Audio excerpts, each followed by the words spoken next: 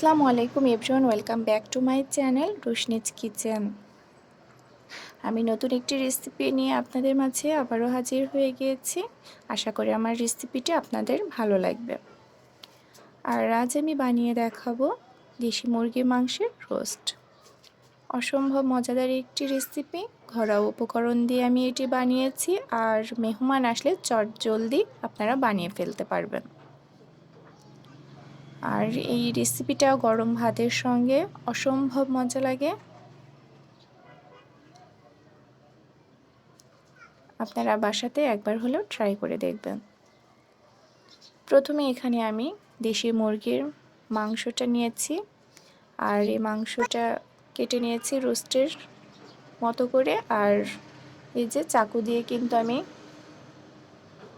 ছোট ছোট করেও কেটে নিয়েছি চারিপাশে, যেন মশলাগুলো একসঙ্গে ভেতরে ঢুকে যায়। আর দিয়ে দিচ্ছি লবণ আর হলুদ দিয়ে ভালোভাবে মাখিয়ে নিচ্ছি। আর যেটি আমি করি সেটি হচ্ছে একটু কালার হওয়ার জন্য আমি এখানে জাফরান রং অ্যাড করেছি। সব উপকরণ একসঙ্গে মাখানো হয়ে গেল। এবার আমি গ্যাসটা অন করে দিয়েছি, প্যানটা বসিয়ে তেলটা যখন গরম হয়ে আসবে একে একে আমি রোস্টগুলো দিয়ে দেব। ঢাকনা দিয়ে দিচ্ছি। এক সাইড যখন ভালোভাবে ভাজা হয়ে যাবে অপর সাইডটা আমি উল্টিয়ে দেব। এবার সেই তেলের ওপরে আগে থেকে করে রাখা পেঁয়াজের বেরেস্তাটা দিয়ে দিচ্ছি। দিয়ে দেব পেঁয়াজ রসুনের পেস্ট। পেঁয়াজ রসুনের পেস্ট আমি 1 চামচ পেঁয়াজের পেস্ট, 1 চামচ রসুনের পেস্ট আর 1 চামচ আদা পেস্ট, এটা আমি ব্লেন্ড করে নিয়েছিলাম। সব উপকরণ একসঙ্গে মিশিয়ে নেব। এবার এর মধ্যে আমি দিয়ে দেব 1 চামচ হলুদের গুঁড়ো আর 1.5 চামচ দিয়ে দেব মরিচের গুঁড়ো। এবার আমি দিয়ে দেব টক দই, সামান্য পরিমাণ পানি দিয়ে আমি এটি ফেটিয়ে নিয়েছি। আর দিয়ে দেব এখানে আমি কাজু বাদাম আর কাঠবাদামের পেস্ট। এই কাজু বাদাম আর কাঠবাদামের পেস্টটা আমি আগে থেকে ফ্রোজেন করা ছিল। সব উপকরণ সামান্য পরিমাণে পানি দিয়ে নেড়ে চেড়ে নিতে হবে মশলাগুলো।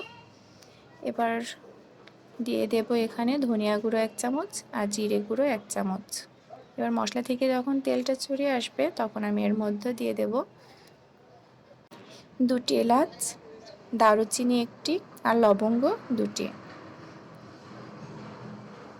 এবার সব উপকরণ মেশানো হয়ে গেলে সামান্য পরিমাণ টক দইয়ের পানি দিয়ে আমি ধুয়ে দিচ্ছি। যখন এটা ফুটে উঠবে এর মধ্যে আমি দিয়ে দেব সে রোস্টগুলো। একে একে রোস্টগুলো দিয়ে দিচ্ছি। দিয়ে দেব 2 চামচ চিনি। এবার মশলাগুলো ভালোভাবে মিশিয়ে নিতে হবে। আর এর মধ্যে আমি সামান্য পরিমাণ পানি দেব, পানি বেশি দেব না, দিয়ে দেব 1/2 কাপ মতো পানি। এই পানিটা দেওয়ার ফলে মাংসটা সিদ্ধ হয়ে যাবে। আর দিয়ে দিচ্ছি 1/2 কাপ মতো বেরেস্তা। আর যখন ফুটে উঠবে তখন আমি দিয়ে দেব 2-3টি কাঁচামরিচ আর 1 চামচ মতো ঘি। এই ঘিটা দিলে রোস্টের স্বাদটা অনেক বেড়ে যায়। আর দিয়ে দেব মশলা গুঁড়ো 1 চামচ। 15-20 মিনিট পর আমি ফিরে এসেছি।